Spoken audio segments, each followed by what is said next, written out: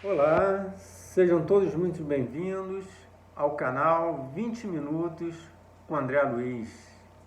E hoje refletiremos em mais uma obra da série A Vida do Mundo Espiritual, Libertação, em que refletiremos no capítulo 8, Inesperada Intercessão.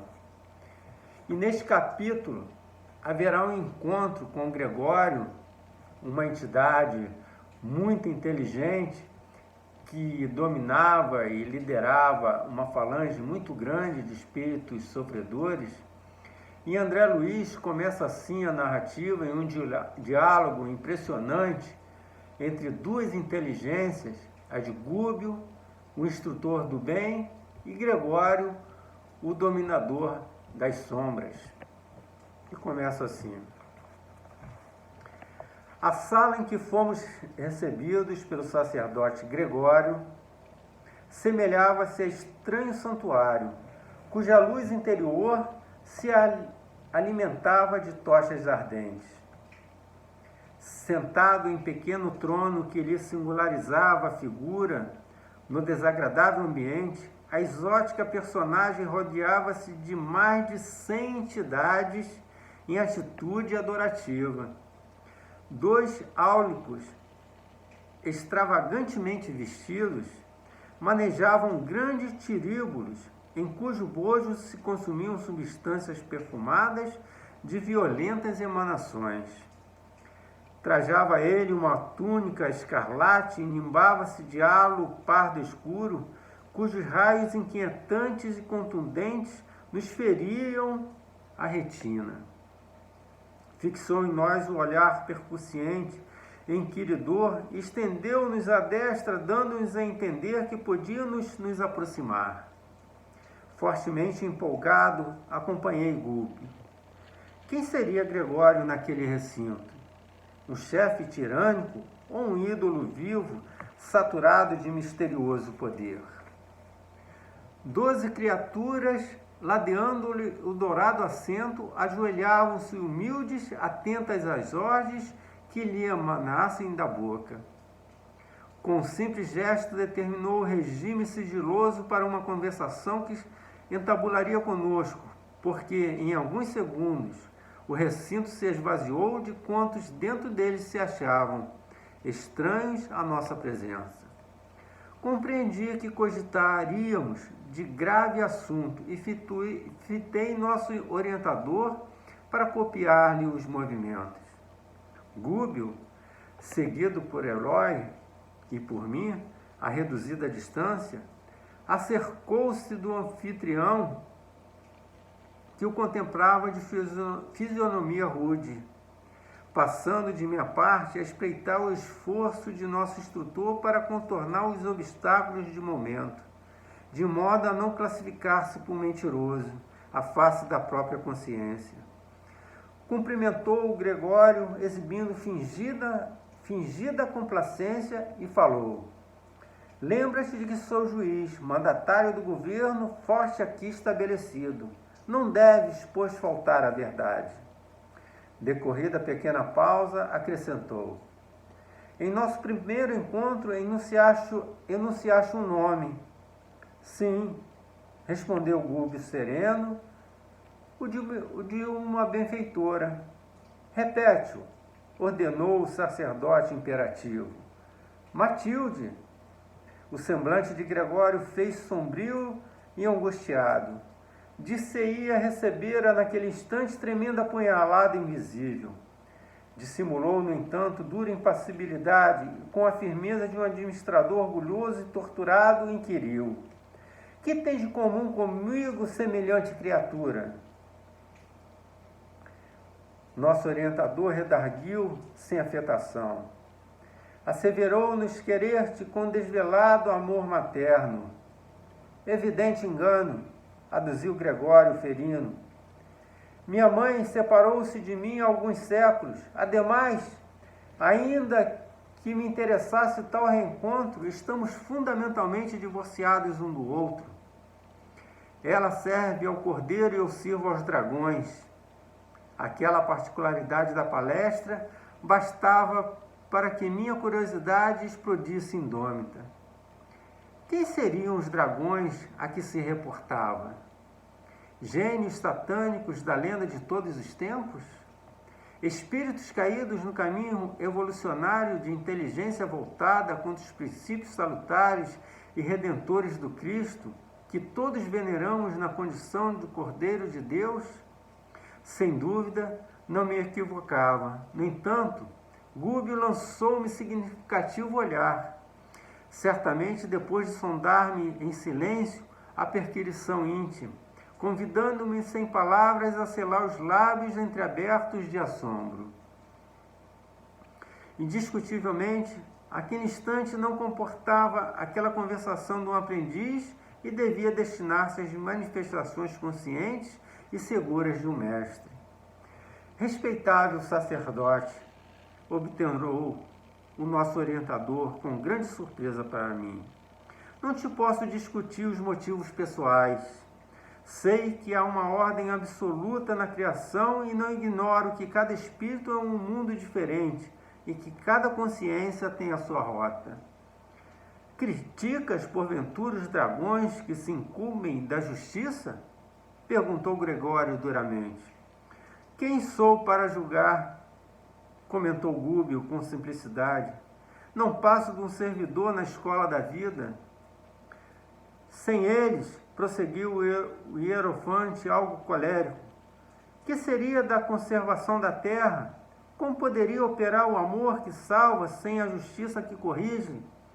Os grandes juízes são temidos e condenados, entretanto suportam os resíduos humanos, convivem com as nojentas chagas do planeta, lidam com os crimes do mundo, convertem-se em carcereiros dos perversos e dos vis.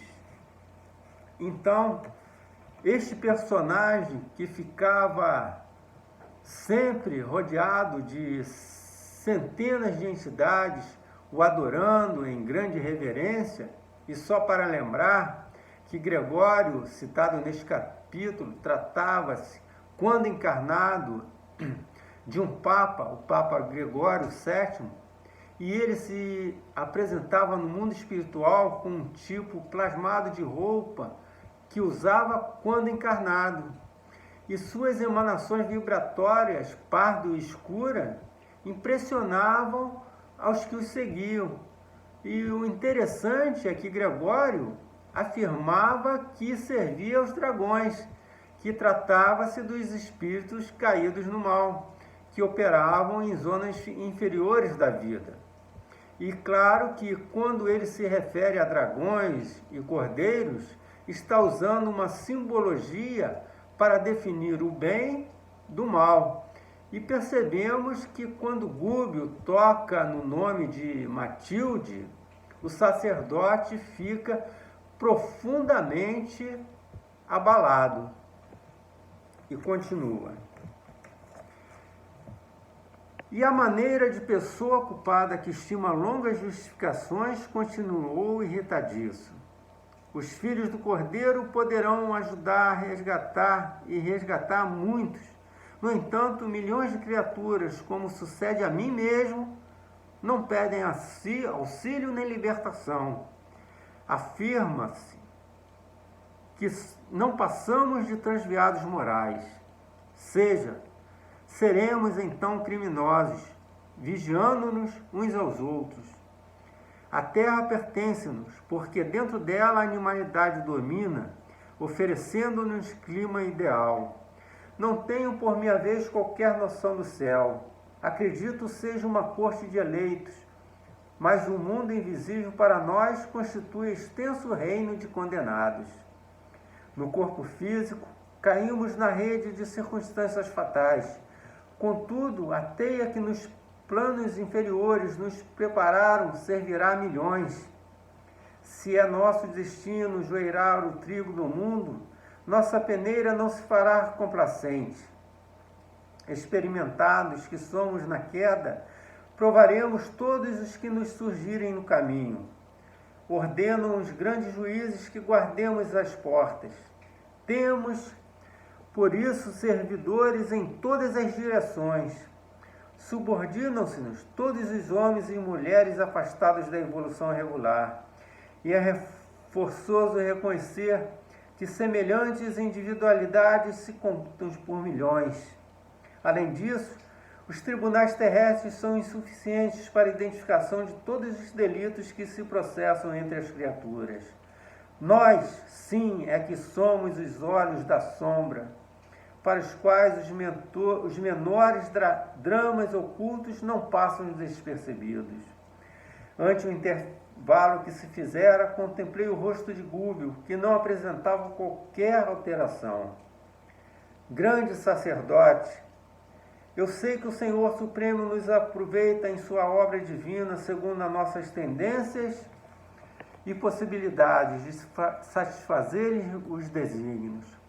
Os fagócitos no corpo humano são utilizados na eliminação da impureza, do mesmo modo que a faísca elétrica irrompe insofreável, a fim de sanar os desequilíbrios atmosféricos.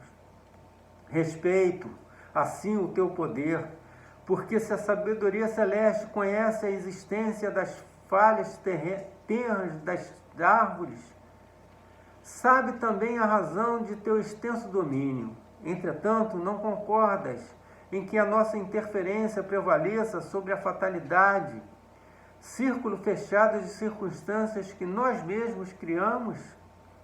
Não estou habilitado a apreciar o trabalho dos juízes que administram esses pousos de sofrimento reparador. Conheço, contudo, os quadros pavorosos que se desdobram a teu olhar. Observo de perto os criminosos que se imantam uns aos outros. Sondo de quando em vez os dramas sombrios daqueles que jazem nas furnas de dor, magnetizados ao mal que praticaram, e não ignoro que a justiça deve reinar, consoante a determinações soberanas.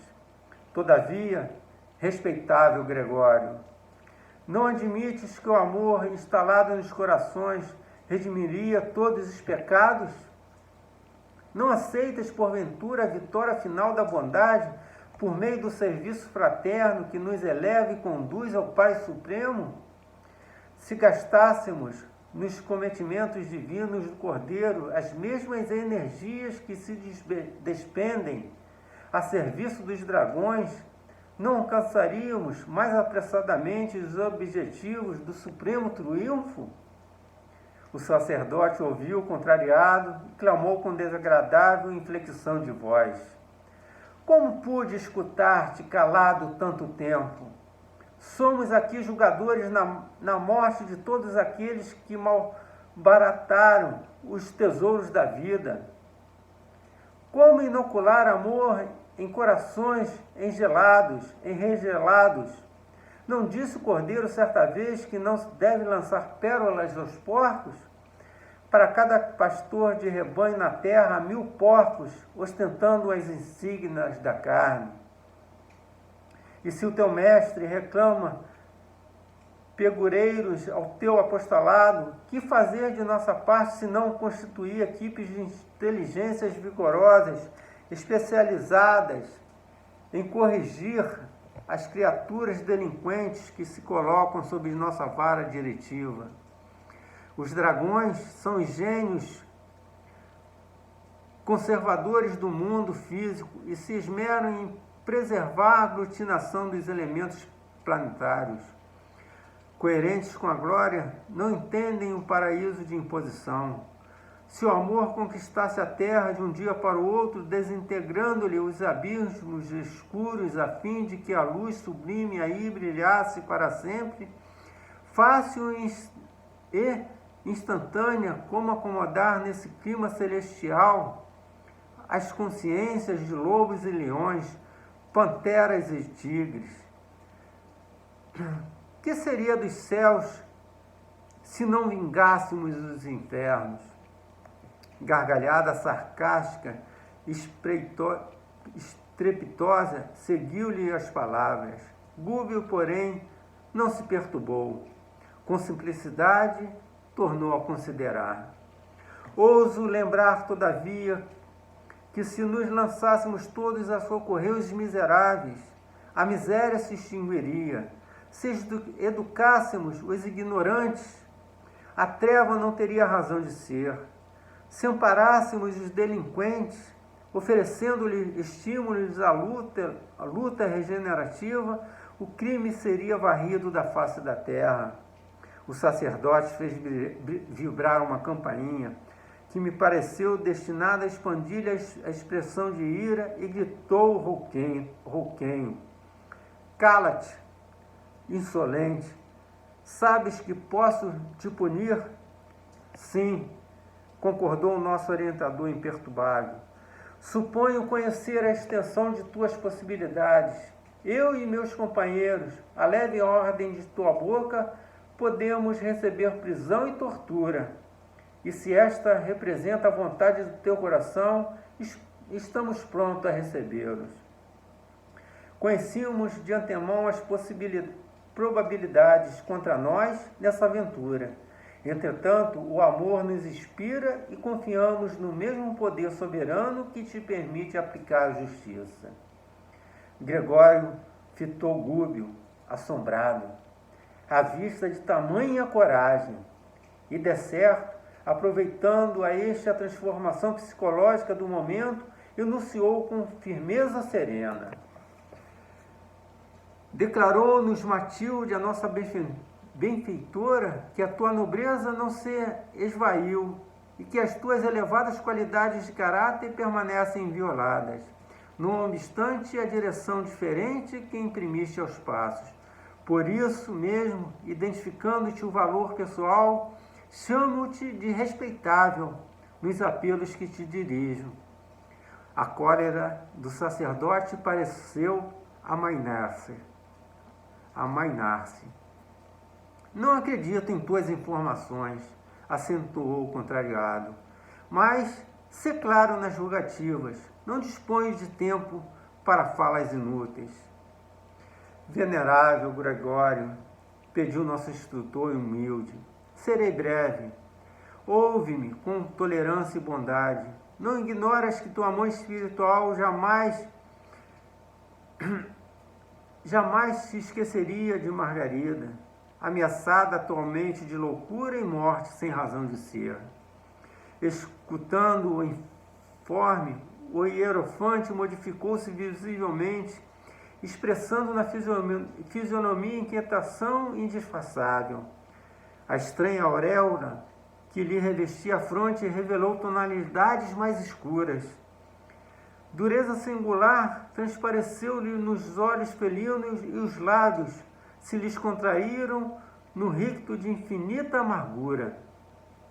Tive a ideia de que se ele nos fulminaria se pudesse, mas conteve-se imóvel, apesar da expressão agressiva e rude.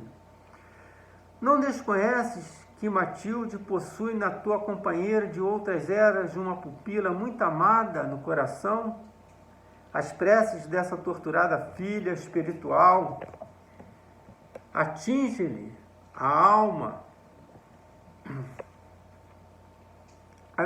abnegada, iluminada. Gregório, Margarida empenha-se em viver no corpo faminta de redenção. Aspirações renovadoras banham-lhe a meninice, e agora que o casamento em plena juventude lhe revigoriza a esperança, deseja demorar-se no campo da luta benéfica, de modo a ressarcir o passado culposo. Certamente, fortes razões te obrigam a constrangê-lo ao retorno, porque lhe armaste caprichoso caminho de morte. Não te reprovo nem te acuso, pois nada sou. E ainda que o Senhor me conferisse algum alto encargo representativo, não me competiria julgar-te, senão depois de te haver vivido a tua própria tragédia, experimentando as tuas próprias dores. Sei, porém, que pelo amor e pelo ódio do pretérito, ela permanece intensamente ligada aos raios de tua mente. E todos sabemos que os credores e os devedores se encontrarão tarde ou cedo, face a face. Entretanto, a atual existência dela envolve largo serviço salvador. Desposou o antigo associado de tua luta evolutiva que te não é estranha ao coração e reinará maternamente no lar em que devotados benfeitores organizarão o famoso ministério de trabalho iluminativo. Espíritos amigos da verdade e do bem se preparam a receber-lhe a ternura materna, com as flores abençoadas pelo orvalho celeste, em caminho de preciosa frutificação. Venha rogar-te, pois seja suavizada a vindita cruel. Nossa alma, por mais impassível, modifica-se com as horas. O tempo tudo devasta e nos subtrai todos os patrimônios da inferioridade para que a obra de aperfeiçoamento permaneça. A matéria que nos serve a manifestações modifica-se com os dias, e por mais invencíveis que fossem os poderosos juízes aos quais obedeces, não ultrapassariam eles de nenhum modo a autoridade soberana do Todo Misericordioso, que lhes permite agir em nome da corrigenda, afeiçoando-lhes a tarefa ao bem comum. Pesados minutos de expectação e silêncio caíram sobre nós. Nosso instrutor, no entanto, longe de desanimar, retomou a palavra em voz súplice. Se ainda não consegues ouvir os recursos interpostos pela lei do Cordeiro Divino, que nos recomendam um amor recíproco e santificante, não te ensurdeças aos apelos do coração materno. Ajuda-nos a liberar Margarida, salvando-a da destrutiva perseguição. Não se faz imperioso o teu recurso pessoal. Basta atenuar a tua indiferença, a fim de que nos orientemos com a precisa liberdade. O Hierofante riu-se contrafeito e acrescentou: observo que conheces a justiça. Sim, concordou Gúbio, melancólico. O anfitrião, contudo, falou sem rebuços. Quem lavra a sentença despreza a renúncia. Entre os que defendem a ordem, o perdão é desconhecido. Determinavam os legisladores da Bíblia que os arestos se baseassem no princípio da troca, olho por olho, dente por dente. E já que te mostras tão bem informado acerca de Margarida, poderás, em sã consciência, suprimir as razões que me compelem a decretar-lhe a morte? Não discuto os motivos que te conduzem, exclamou o nosso orientador, entre aflito e entristecido.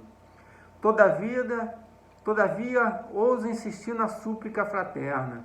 Auxilia-nos a conservar aquela existência valiosa e frutífera, ajudando-nos, quem sabe, pelos braços carinhosos da vítima de hoje, poderias tu mesmo voltar ao banho lustral da experiência humana, renovando caminhos para o glorioso futuro. Qualquer ideia de volta à carne me é intolerável, gritou Gregório contrafeito. Sabemos, grande sacerdote, continuou Gúbio, muito calmo, que sem a tua permissão, em vista dos laços que Margarida criou com a tua mente, poderosa e ativa, ser-nos-ia difícil qualquer atividade libertadora. Promete-nos independência de ação. Não te pedimos sustar a sentença, nem pretendemos inocentar Margarida. Quem assume compromisso diante da lei eterna é obrigado a encará-los, agora ou mais tarde, para resgate justo. Rogar-te-íamos, contudo, adiamento na execução de teus propósitos. Concede-nos a tua devedora um intervalo benéfico em homenagem aos desvelos de tua mãe, e possivelmente os dias se encarregarão de modificar este processo doloroso. Então agora Gregório faz um discurso autoritário, de uma criatura que se auto-intitula como vingador e juiz das almas desviadas e que a ele acha que pertence.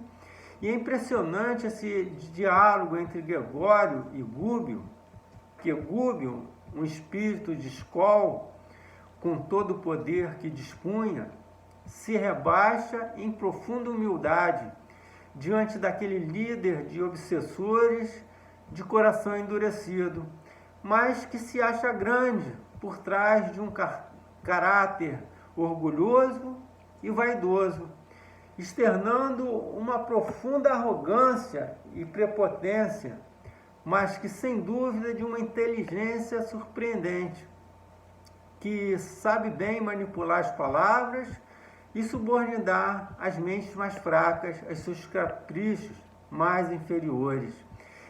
E enquanto Gúbio, na sua humildade, pede a Gregório que deixe por um tempo de obsediar Margarida, outro personagem, encarnada, que ele duramente obsediava com todo o seu ódio e sede de vingança, pois ele a queria de volta ao plano espiritual para escravizá-la e, através da tortura, satisfazia seus desejos mais íntimos, E Gúbio, ao invés de pedir que ele a perdoe, humildemente pede para que a deixe eles trabalharem para libertá-la, concedendo a ela um intervalo benéfico em consideração a Matilde, que muitos o estimam. E Gúbio supõe que Gregório, por voltar a reencarnar, que deixa extremamente nervoso. Mas Gúbio sabiamente manipula as palavras, tentando entrar na mente de Gregório para neutralizar psiquicamente as forças desse feroz obsessor ao processo de ajuda a Margarida. E ele continua. Demonstrando expressões de surpresa em face da imprevista solicitação de adiamento, quando nós mesmos esperávamos que o orientador se impusesse reclamando revogação definitiva, Gregório considerou menos contundente. Tenho necessidade do alimento psíquico que só a mente de Margarida me pode proporcionar, perguntou Gúbio, mais encorajado. E se reencontrasses o doce reconforto da ternura materna, sustentando-te a alma, até que Margarida te pudesse fornecer, redimida e feliz, o sublimado pão do Espírito. O sacerdote levantou-se pela primeira vez e clamou: não creio. E se propuséssemos semelhante bênção em troca de tua neutralidade ante o nosso esforço de salvação? Permitir-nos-ia agir concomitantemente com os servidores que te obedecem às ordens? Não os inclinarias contra nós e deixar-nos-ias ombrear com eles, tentando a restauração? O tempo dessa forma daria o último retoque em tuas decisões. Gregório refletiu alguns instantes e redarguiu. É muito tarde. Por quê? Indagou nosso instrutor inquieto. O caso de Margarida, esclareceu o Hierofonte em tom significativo. Está definitivamente entregue a uma falange de 60 servidores de meu serviço, sob a chefia de duro perseguidor que lhe odeia a família. A solução cabal poderia ter sido alcançada em poucas horas, mas não desejo que ela me volte às mãos com a revolta de vítima, em cuja fonte interior só me fosse possível recolher as águas turvas do desespero e do fel. Será torturada como me torturou em outra época, padecerá humilhações sem nome e desejará a morte como valioso bem. Atingida a rendição pelo sofrimento dilacerante, A mente dela me receberá por benfeitor, amoroso e providencial, envolvendo-me nas emissões de carinho que há muitos anos venho esperando. Seria infrutífera qualquer tentativa liberatória. Os raciocínios dela vão sendo conturbados pouco a pouco, e o trabalho de imantação para a morte está quase terminado. O nosso dirigente, no entanto, não se deu por vencido e insistiu. E se nos confundíssemos com a tua falange tentando o serviço que nos propomos, compareceríamos junto à enferma como amigos teus e sem te desrespeitarmos a autoridade, procuraríamos a execução do programa que nos trouxe até aqui, testemunhando a humildade e o amor que o Cordeiro nos ensinou. Gregório pensava maduramente em silêncio, mas Gúbio prosseguia com simplicidade e firmeza. Concede. Dá-nos a tua palavra de sacerdote. Lembra-te de que um dia, ainda que não creias, enfrentarás de novo o olhar de tua mãe. O interpelado, após longos minutos de reflexão, ergueu os braços e asseverou: não creio nas possibilidades do tentame. Todavia, concordo com a providência que me recorres. Não interferirei. Em seguida, tinitando a campainha de modo particular, determinou que os auxiliares se reaproximassem,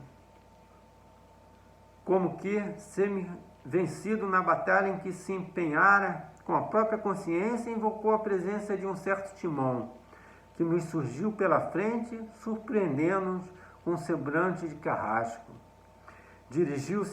Dirigiu-lhe a palavra, indagando pelo andamento do caso Margarida.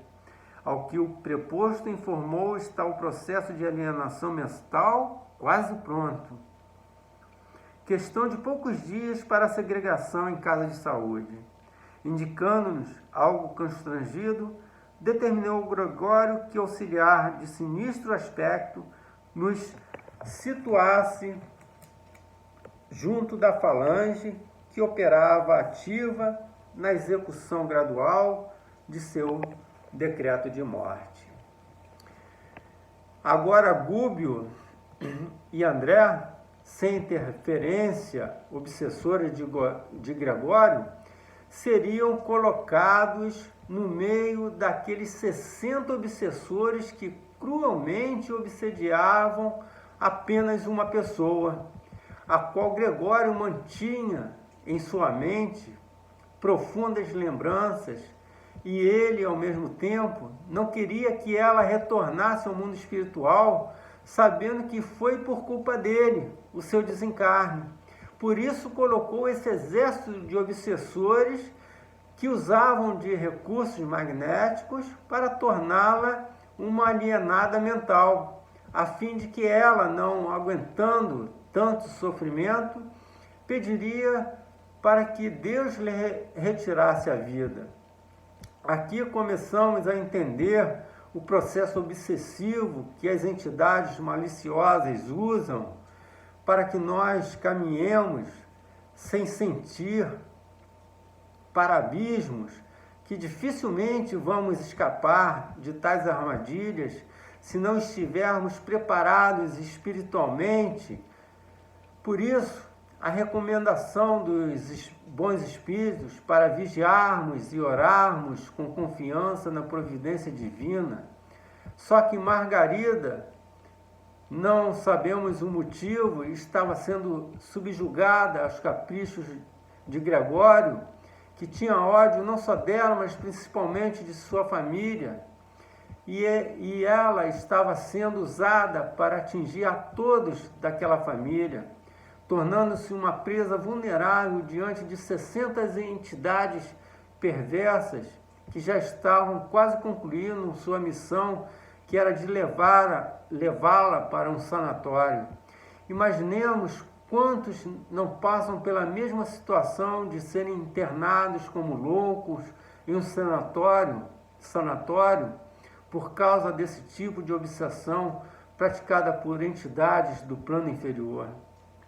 E certamente ela tinha comprometimentos com Gregório em vida pretérita para que despertasse nele tamanho ódio.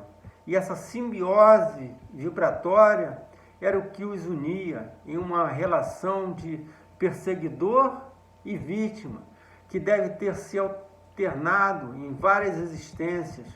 Só que agora Gregório, no plano espiritual, em uma condição de líder, quer a vinda de Margarida para ficar ao seu lado, e ela o considerasse como o benfeitor que a livrou daquele corpo doente, sem que ela percebesse que foi ele o autor de toda a trama que a colocou naquela situação.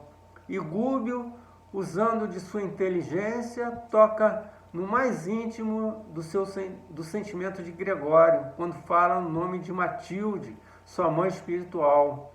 E Gúbio manipula as palavras, fazendo com que Gregório dê um retrocesso em seu intento, permitindo a interferência de Gúbio em favor de Margarida.